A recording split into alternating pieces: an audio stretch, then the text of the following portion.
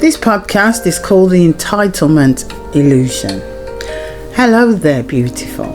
Welcome back to Courage to Challenge, the podcast where we ask tough questions and grow together. I'm so grateful to have you here with me today while I talk about something that I'm seeing creeping into our society. It's a rising sense of entitlement. It's like the volume on I want, I deserve, and me keeps getting turned up, while the voices of gratitude, self-responsibility, and humility are getting drowned out. You've probably seen it, scrolling through social media. Every time I look, I'm blown away. It seems that a trend has been forming. There's people live streaming themselves in hardship, begging virtually, sharing their raw pain, and then getting angry or aggressive when people don't donate. Let me tell you the honest truth. No one has to do anything for you. And if they do, count your blessings. And if they don't, it's just one of those things. How do you insult people and then expect them to help you? I'm confused. Don't misunderstand me. Compassion is needed, especially in this world today. It takes a special type of person to help those in need, especially ungrateful people. It's sacred work. There's nothing wrong with asking for help either. That takes courage too. But it's how we ask, how many times we ask, and how we respond to help when it doesn't come in the way we expect it to. Says a lot about who we are. I'm in shock when I see the level of manipulation taking place online, and many are not even aware that your good heart is being taken for granted. When someone goes online and says, I need help, and if you don't help, you're a bad person, are they seeking support or manipulating sympathy?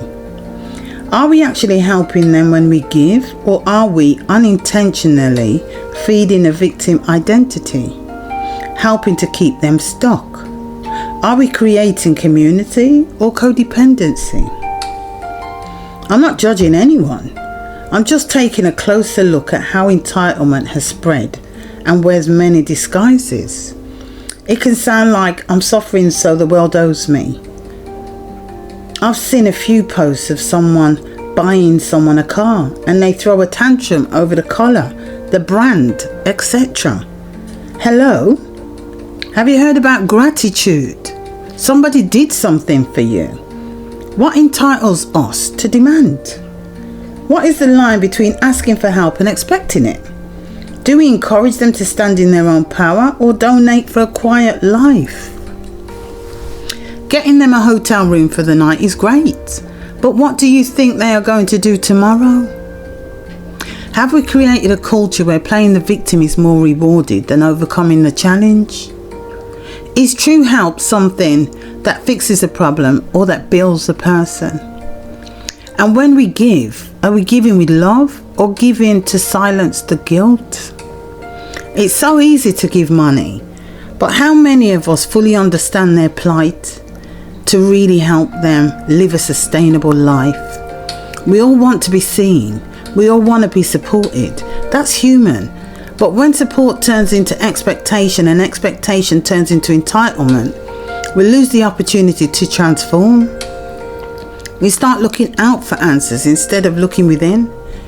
Is it a want or a need? Are people living beyond their means? It's okay to need, but it's also okay to say, I won't let this need define me. You are more than what you are going through. If you think negative, then how can positivity enter? You are more than what people choose to give or not give. If you believe, you surely will achieve. If you want to help, give them a job. Make them sustainable. Do something of substance. Let's build people up, not patch them up. Let's help others heal, to remove their hurt. Let's spread love and encouragement. Money pays bills but cannot buy the essentials.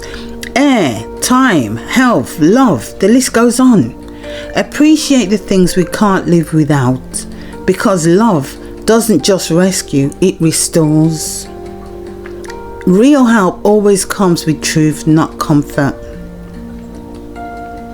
Maybe it's time we all took a look at where entitlement has crept into our minds or our culture and choose instead to lead with gratitude, growth and grace. Thank you for your precious time. You are amazing. Until next time, keep showing up with courage. Keep loving without conditions and keep asking the questions that lead to truth. Be good to yourself and others. Remember, you are not powerless. You are not a victim. You are a light and you are made to shine. It doesn't matter what others think of you. It's what you think of yourself. So smile regardless, and hopefully, my darlings, I will see you next week.